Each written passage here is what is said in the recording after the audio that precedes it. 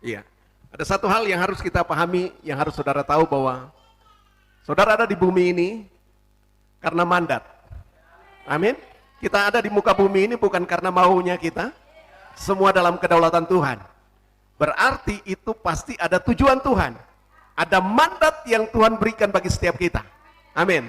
Tidak ada yang kebetulan, sekalipun mungkin dia lahir dari keluarga yang tidak diinginkan. Tapi yang namanya kehidupan di muka bumi ini, semua diatur dan dikendalikan oleh Tuhan. Amin. Karena itu tidak ada satupun yang lahir ke dunia ini tanpa mandat. Amin. Sekalipun mungkin kelahirannya tidak sempurna. Amin. Tapi pasti ada tujuan Tuhan dalam hidup orang itu.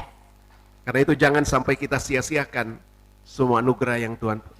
Dan kalau saudara tahu apa yang saudara punya, mandat yang saudara bawa, tidak mungkin hidup saudara, tidak mungkin saudara hidup semau-maumu, sesuka-sukamu, tapi saudara sedang membawa sesuatu. Dan yang saudara bawa itu dari surga, bukan dari neraka. Amin. Bukan dari leluhur. Katakan amin. Iya. Kalau Tuhan saja jangan pakai leluhur lagi. Leluhur saya ntar kenal dong pun diri kok. Saudara masih mau kenal dia. Oke, saudara harus dengar ini. Bahwa ada sesuatu yang kita bawa dari surga. Amin. Karena dengar baik bahwa saudara ini sudah dipilih Tuhan bahkan sebelum dunia dijadikan. Dan kalau dunia dijadikan lalu saudara dibawa, saudara masuk ke dunia ini, berarti ada satu tugas yang harus saudara bawa. Amin. Karena itu kita harus tahu apa itu tugas yang diberikan bagi kita. Apa yang saudara bawa? Ya, bagi anak-anak rohani, bagi kita yang terhubung dengan rumah Allah, waktu Zoom beberapa waktu yang lalu, ada seorang anak Tuhan yang bercerita tentang bagaimana dia dititip. Ya. Lalu dia membawa satu yang dia titip, itu benar-benar dia jaga. Kenapa? Karena yang dia dititip itu, di dalamnya itu berlian.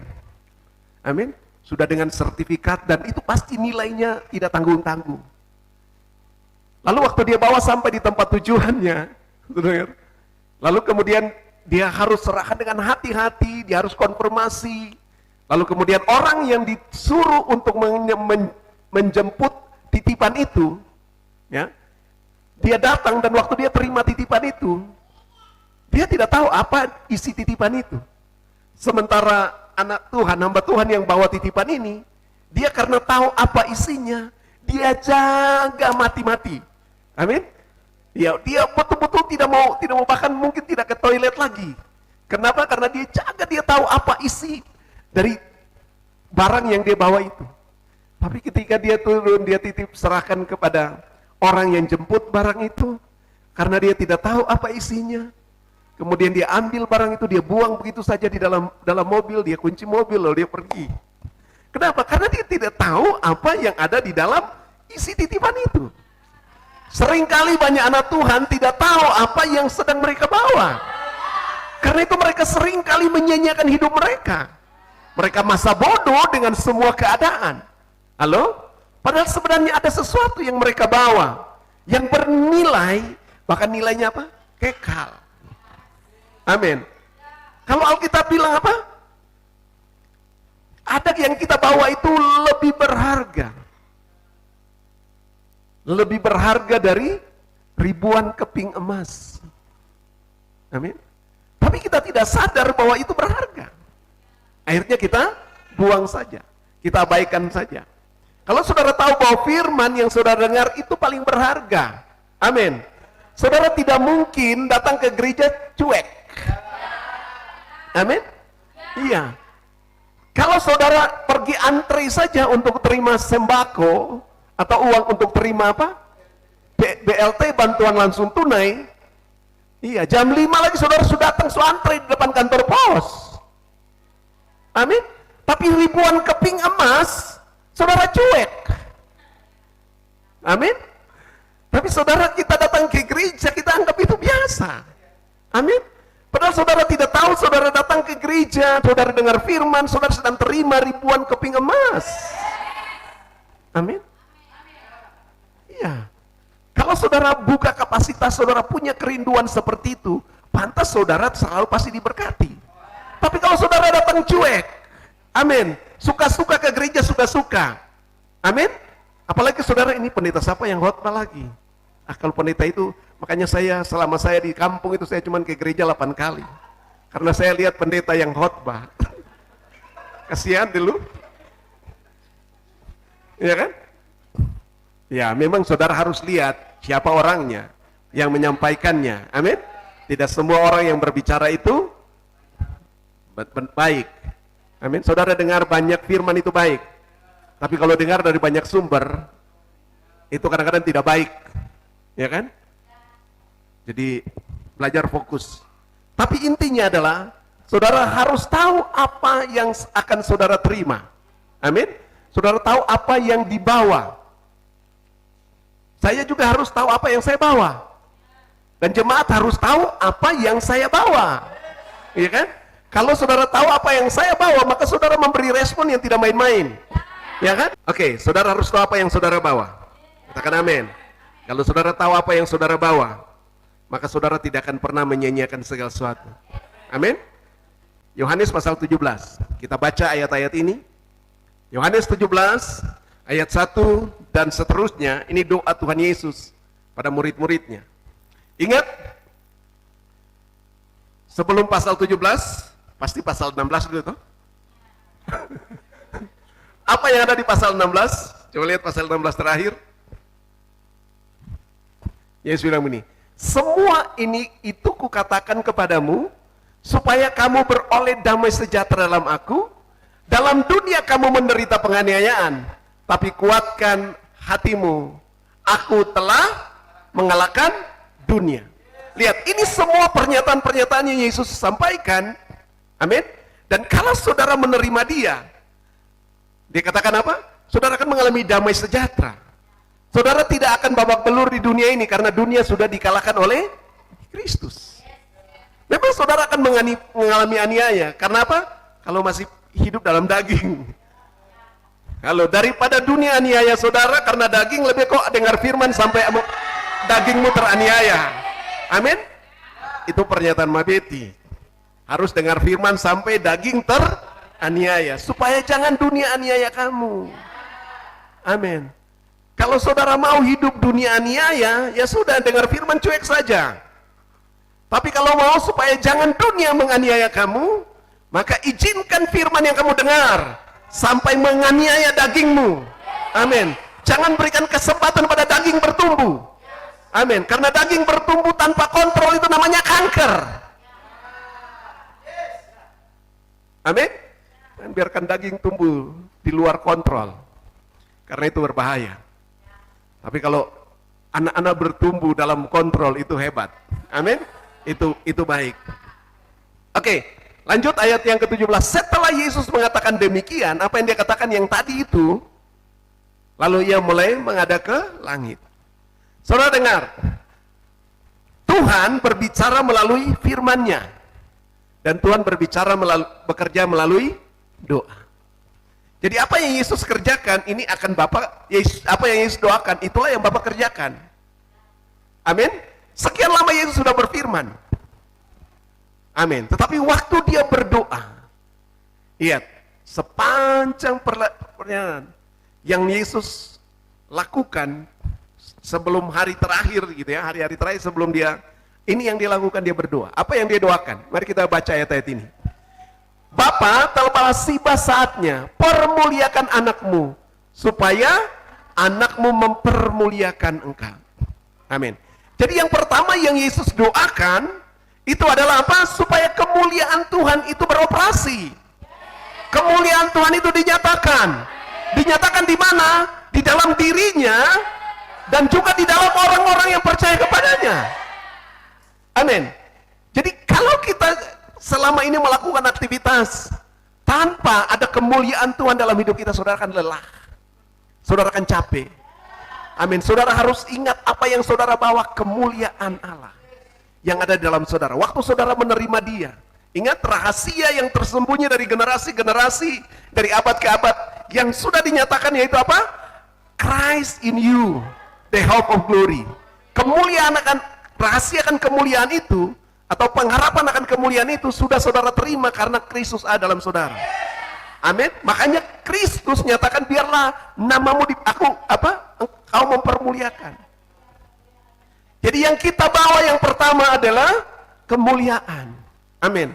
Saudara mencerminkan kemuliaan Kristus. Jadi kalau saudara tahu bahwa kemuliaan, saudara tidak mungkin pacaran, anak-anak muda tidak mungkin pacaran sembarangan. Amin. Kalau saudara tahu saudara membawa kemuliaan, saudara tidak bekerja asal-asalan. Amin. Tanggung jawabmu di kantor kerjakan seperti itu. Amin. Kalau saudara membawa kemuliaan, saudara sebagai mahasiswa selesaikan skripsimu. Amin. Selesaikan tugas-tugasmu. Amin. Tuntaskan semuanya. Tanggung jawab itu lebih penting. Kenapa? Karena di dalam kemuliaan itu, di dalam kemuliaan itu adalah pribadinya Tuhan sendiri. Amin. Kalau kita belajar kemarin, di dalam kemuliaan itu ada juga satu yang disebut sebagai likeness and image. Gambar dan wujud Allah. Amin. Dan gambar dan wujud Allah di dalamnya ada kapasitas, ada kapabilitas, ada potensi, dan ada kreativitas. Setuju ya? Bahkan di situ juga dikatakan apa? Lebih dari itu. Ada yang namanya kuasa, kekayaan, hikmat, kekuatan, hormat, dan puji-pujian. Begitu ya? Wahyu pasal 5 ayat 12. Oke, saya lihat ayat 1 ini, kalau di dalam Alkitab versi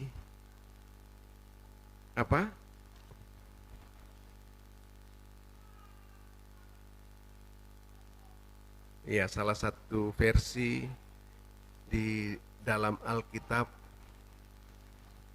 Amplified Classic itu, Amplified Bible Classic. Dia menulis di situ, saya langsung terjemahkan karena saya sudah langsung terjemahkan ke Master Google. Dia tulis begini. Ketika Yesus telah mengatakan hal-hal ini, dia mengangkat matanya ke surga dan berkata, Bapa, saatnya telah tiba. Muliakan. Di dalam kata muliakan, kemuliaan itu ada kata glory, glorify, excel, honor, mighty. Begitu kamu? Iya. Dia bilang di situ, muliakan, tinggikan, hormat, dan pengagungan. Atau muliakan, tinggikan, menghormati dan mengagungkan putramu. Sehingga putramu dapat memuliakan, memuji, menghormati, dan memuliakan engkau. Gitu ya? Dia terjemahannya begitu. Jadi di dalam kemuliaan itu mengandungnya adalah glory, glorify, excel, honor, mighty. Ya. Oke. Lalu ayat yang keempat. Kita lompat lah. Kemuliaan. Kalau bicara kemuliaan, ini ayat yang keempat dan ayat yang kelima. Aku telah mempermuliakan engkau di bumi. Dengan jalan apa? Menyelesaikan pekerjaanmu. Amin. Bagaimana? Apa yang saudara bawa? Yang saudara bawa itu kemuliaan. Amin. Salah satu wujud dari kemuliaan itu adalah saudara melaksanakan kehendaknya. Kalau saudara melaksanakan pekerjaannya, tujuannya, maka saudara sedang membawa kemuliaan itu. Halo? Iya. Yesus berkata apa? Makananku ialah melakukan kehendak Dia dan menyelesaikan pekerjaannya. Amin. Jadi Yesus sudah menyelesaikan pekerjaannya. Aku telah mempermuliakan engkau di bumi dengan apa?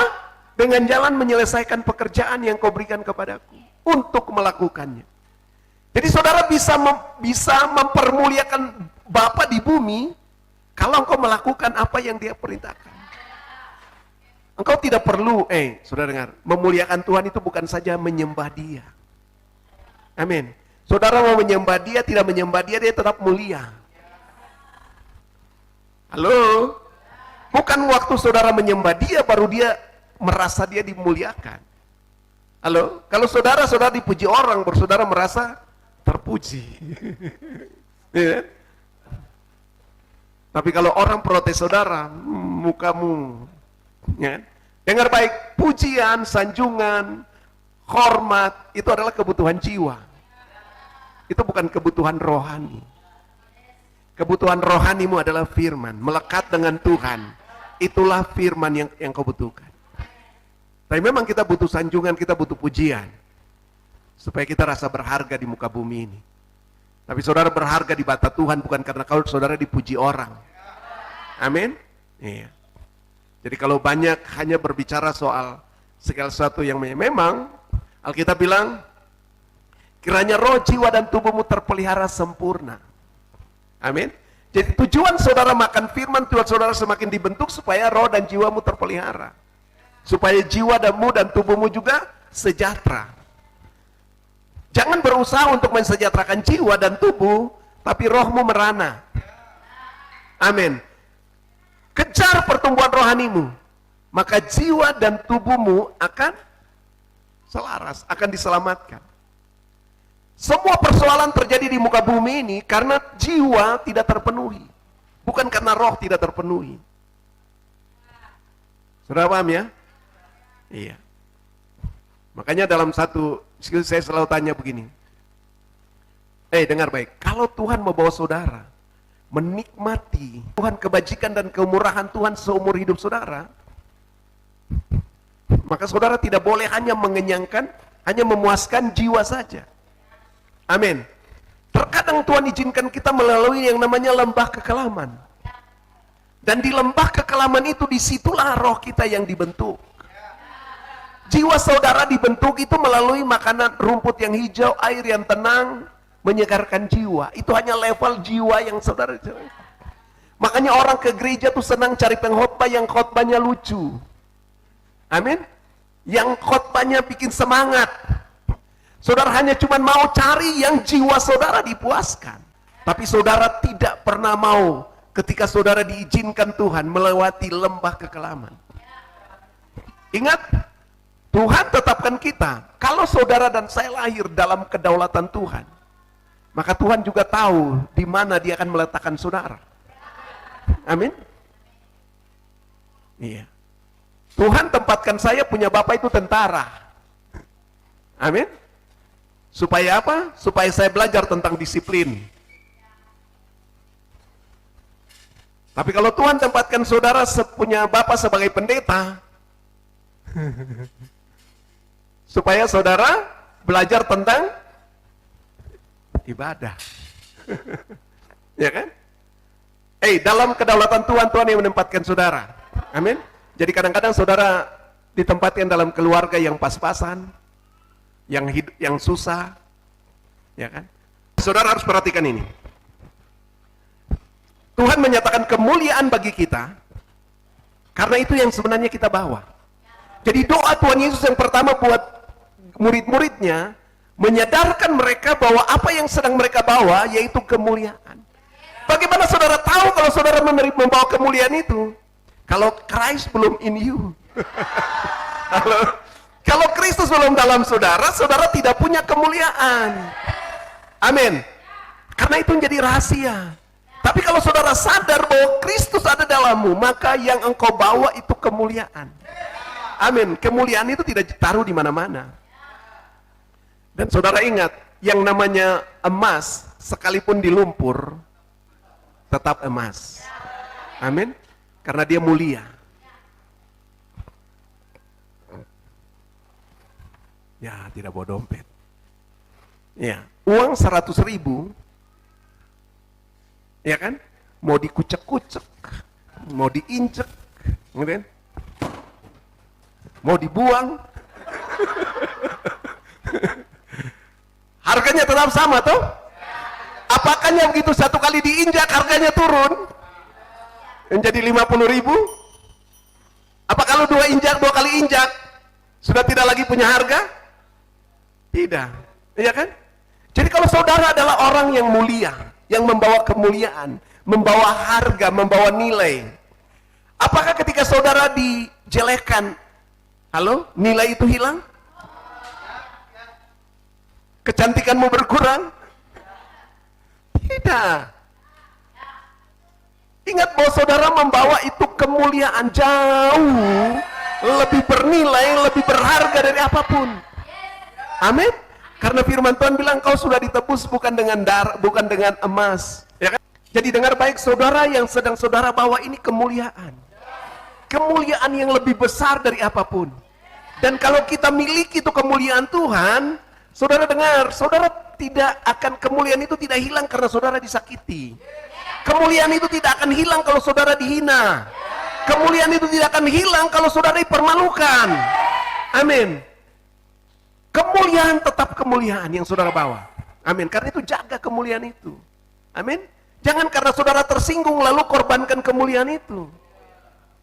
Amin. Dia sudah menebus kita. Tantaranya luar biasa mahal. Oke. Ayat yang ke-14 dan ayat yang ke-4 dan ayat yang ke-5 tadi dibilang apa? Aku telah mempermuliakan engkau di bumi dengan menyelesaikan pekerjaan yang engkau berikan kepadaku untuk melakukannya. Jadi waktu kalau kita melakukan pekerjaannya, kita dihina. Kalau kita mengerjakan pekerjaannya, kita dicaci. Kalau kita melakukan pekerjaannya, lalu orang memfitnah kita, halo, kemuliaan itu tidak akan hilang. Nilai kemuliaan itu tidak akan turun. Ya kan?